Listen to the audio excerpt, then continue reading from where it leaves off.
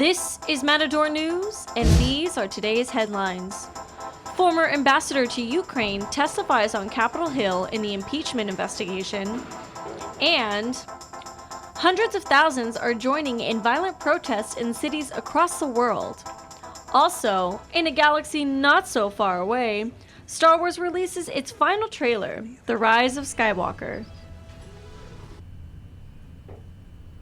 Hello, and welcome to Matador News. I'm Tyler Ridgle. And I'm Yarazeth Tapia. Acting U.S. Ambassador to Ukraine William Taylor is testifying today before the House as part of President Trump's impeachment inquiry.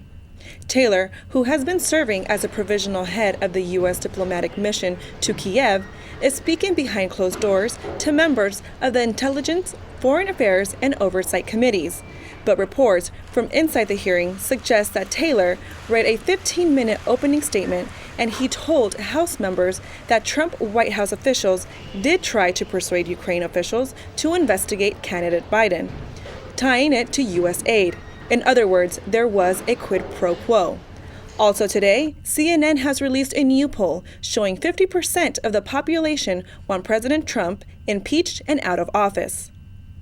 Responding to the impeachment scandal, President Trump compares his experience being investigated to a lynching. Trump took to Twitter this morning to say, "So someday, if a Democrat becomes president and the Republicans win the House, even by a tiny margin, they can impeach the president without due process or fairness of any legal rights. But all Republicans must remember that they are witnessing here a lynching. But we will win." His tweet was provoked backlash from many, including California Representative Karen Bass. Of him to throw. You think this is racist? I mean, I think it's consistent. Why would you use the term lynching? Why would you say that? What do you think? Well, I think because he throws out race, because he knows it's red meat, and he has done that consistently. Many say the tweet marked a new low for Trump, angering African American legislators and further igniting tensions. Presidential candidate Elizabeth Warren joined the Chicago teacher strike this morning. Classes in the city school system were canceled for a fourth day. The 25,000 Chicago teachers union members and public schools remain at odds over teacher pay and class sizes. Union leaders blame Mayor Lori Lightfoot for asking teachers to return to classrooms without a deal. Mayor Lightfoot says she won't stop talking about the human cost of strike for students. More power shutoffs are expected as California's multiple fire threats continue. PG&E says the conditions are moving south. We're looking at a total California-wide event because as the system drops south, it is going to produce Santa Ana winds across the south half of California on Thursday into Friday. Response units in San Diego are being staffed at higher rates this week because of concerns about wind speeds. Mountain areas in Southern California are known for winds peaking from October to December. The 10-day-old Saddle Ridge fire in San Fernando Valley has burned nearly 9,000 acres and is 92% contained. Yesterday's Pacific Palisades fire evacuations have been lifted, but 40 hillside acres have been burned. In San Bernardino, last night's Little Mountain fire has damaged 9 homes and is currently 80% contained. Now let's go to Matador News reporter Bea Barros in the newsroom with the latest on the unusual warm fall weather. Thank you. We are in fall season and it's not a typical weather for this time of the year. The temperature is rising to intense levels. Some students commented on this information. Well, the valley's always like super hot. I was born and raised out here, so I'm kind of used to the heat, but it kind of gets annoying when it's like windy and hot. It's kind of like confusing because it'll be like cold in the mornings, but later like the sun starts coming out and it gets really hot. So I don't know, the weather's just kind of bipolar. I think definitely, well, like for me, I have asthma, so I was not outside at all. I think it doesn't really make sense. Like some days it'll be really chilly and like kind of fresh, but then the next day the temperature will just increase and it'll be really hot. Like today I woke up and it was cold, and now I have the sweater and I regret it because it's like getting hotter as the day goes on. I mean, I think any approach to go ahead and try to stop the fires, I think is a good idea, but I would see where people would kind of not want that to happen because you need power to function, especially in your household and stuff. So I'd see why people would get upset. Today is the hottest day of the week with a high of 94 degrees. We talked to CSUN Geography professor Luke Drake about the hot and dry weather. What is driving all of this right now is what's commonly called a Santa Ana wind event. And this is something that is pretty common in the fall in Southern California. The air mass that's kind of in what we call the Great Basin, like in Nevada, that starts to cool off because it's getting cooler. Like it's the fall, and it's getting cooler. And so there's an air mass that gets cooled down, and coupled with high pressure systems, brings a lot of that air mass down towards the coast of California. This week will still be atypical, but the next week temperature will drop to a familiar 70 degrees. Now let's go back to Tyler in the studio. Bea. California Governor Newsom is demanding an investigation on big oil companies as gas prices soar to nearly $5. Californians spend up to 30 cents more per gallon than other states. Governor Newsom is pushing the Energy Commission to examine what he calls a mysterious surcharge, unrelated to state taxes and gas pump fees. A letter requesting an open investigation was also sent to Attorney General Javier Becerra. The Energy Commission has already found 76, Shell, and Chevron were overcharging and falsely advertising premium gasoline to unbranded companies. Oil companies have yet to respond to the CEC for information to support product claims. Californians will soon be able to eat their roadkill. Senate Bill 395 was signed by Governor Newsom last week. State Senator Barb Archuleta brought the bill forth to develop a pilot program which would issue free permits to anyone who wants to take home the animal they killed. Edible roadkill includes deer, elk, antelopes, and wild pigs. Some animal rights activists are supportive of the idea. PETA says it's a superior option to plastic packaging in supermarkets. Eating roadkill is already legal in over 20 states. Protests are taking place all over the world. In Beirut, Lebanon, hundreds of thousands have taken the streets in protest. These are the largest demonstrations the country has seen since 2005, when mass protests ended long Syrian military presence. These protests ignited after a proposed tax on WhatsApp calls. But protesters are also angry about the country's rapidly declining economy. In Chile, 3 people have died in a supermarket fire as angry protesters enter the 7th day of protests. The government issued a curfew for the entire Santiago metropolitan region. The Chilean police general says at least 180 people were detained and 57 police officers were injured on Friday alone. And in Barcelona, more than 500,000 pro-independence protesters gathered in the Catalan capital on Friday. Violence and fires broke out, leaving 64 people detained and 89 wounded. The protests became violent after 9 Catalan politicians were given heavy sentences by the Spanish Supreme Court for their role in the Catalonian independence movement. And in Hong Kong, protests continue after police banned a march organized by the Civil Human Rights Front. 350,000 protesters showed up despite the decision. There has been increasing destruction in Hong Kong over the past month, with vandalism and over 200 police officers reported as injured. The Chinese newspaper, The Global Times, has accused Hong Kong of exporting revolution to the world. In Canada, Justin Trudeau and the Liberal Party will retain their power after yesterday's narrow election victory. Trudeau will serve as Prime Minister of Canada for a second term. 2/3 of the country voted against Trudeau, but while his competitor, Conservative leader Andrew Scheer, won the popular vote, his party fell short. We will continue to fight climate change. We will get guns off our streets. Trudeau was endorsed by progressive leaders like Barack Obama during his campaign. In a tweet, Trudeau says he's heard the frustration of the country and will work hard for all Canadians. Now let's go back to Georgia Rios with the latest news in health and wellness. Thanks, Taylor. Trump administration reports monthly premiums for the 2020 Obamacare plan will fall 4%. The administration has cut down funds for the health insurance programs and tried to overturn it in Congress. Now Americans are no longer mandated to have health insurance, but if they don't have it, they must pay a fee. Healthcare companies have started selling some plans with skimpy benefits.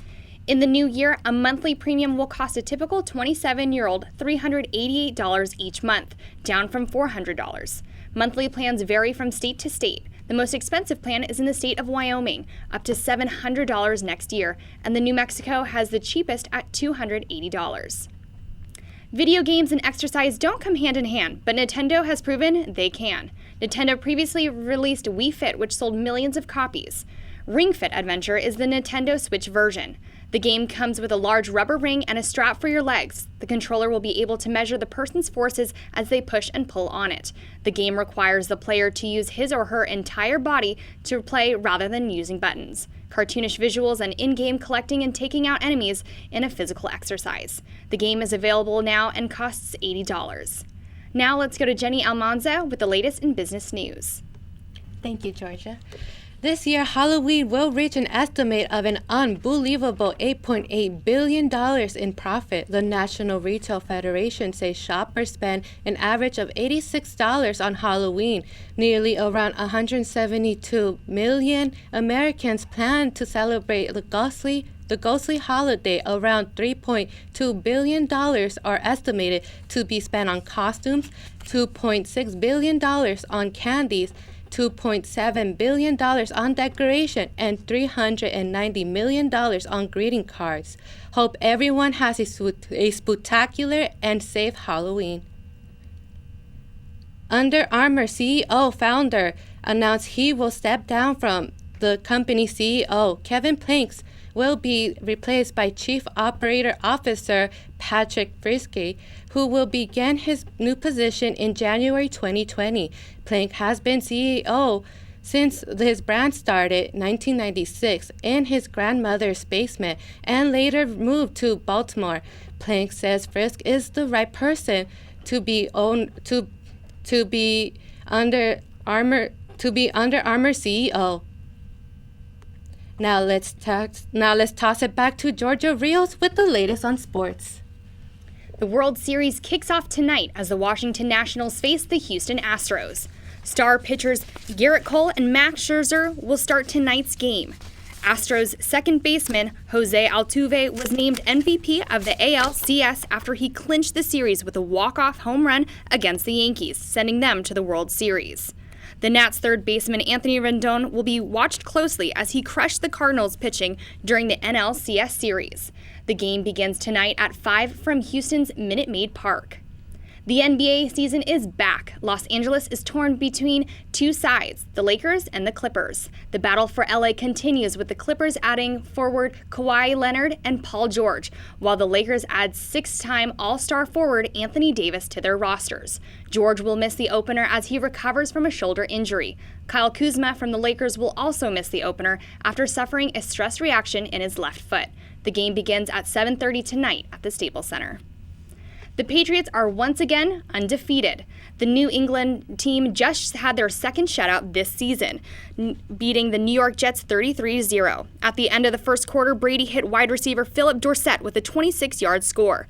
Throughout the game, the Patriots forced Jets quarterback Sam Darnold into 5 turnovers, including 4 interceptions and 1 lost fumble. During the broadcast, Darnold was heard on the sideline saying, "I'm seeing ghosts."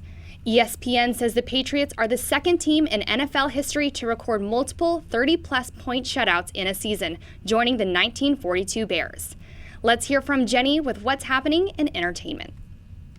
The podcast Office Ladies takes you back to memory lane, and Office star Jenna Fisher and Angela Kinsley are releasing their second episode tomorrow. Office Ladies are not just talking about the show, but also their experience behind the scenes. All the actors who were desk on the Dunder Mifflin Paper Company says they support the podcast. They'll be invited to the podcast along with the director and other people who work behind the scenes on the show. Office Ladies is available on Stitcher's Apple Podcasts, Spotify, and anywhere you can download the podcast. Jesus is King. The name of Kanye West's new album has been released this Friday. Yesterday, West tweeted a photo of the album with releasing date. Additionally, the album is going to be released with an IMAX documentary called Jesus is King. The movie is filmed in the summer of 2019 and will begin and brings West's famed Sunday service to the screen. Let's send it to Karina Gutierrez in the newsroom with the story on the release of Star Wars: The Rise of the Skywalker. Thank you, Jenny. So Star Wars fans got a look at the new trailer released last night. Fans will be able to get a glimpse of the late actress Carrie Fisher, who played Princess Leia from the start of the movie's franchise. Star Wars: The Rise of Skywalker is set to be the final movie to the saga. Producers made Leia's appearance possible by showing unreleased footage of her in the last film, The Force Awakens. We asked CSUN students about their reactions to the film. I've had really mixed feelings about the movies. I really like them. I kind of wish they'd gone in a different direction with them, but they're good. I enjoy them. That looks like it'll be pretty good. Princess Leia, Carrie Fisher, I wonder if they have like scenes that they've already filmed with her.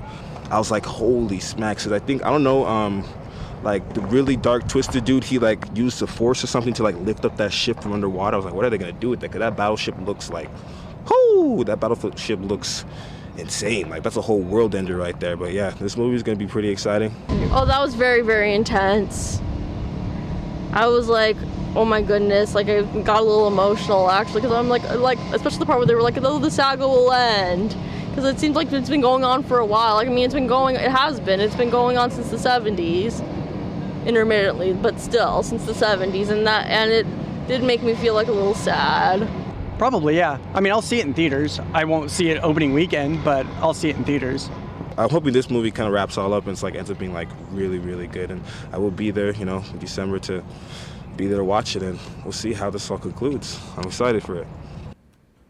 The movie is set to be released on December 20th. Pre-sale tickets went on sale last night and sold out. The movie set a new record by outselling the Avengers in pre-sale tickets.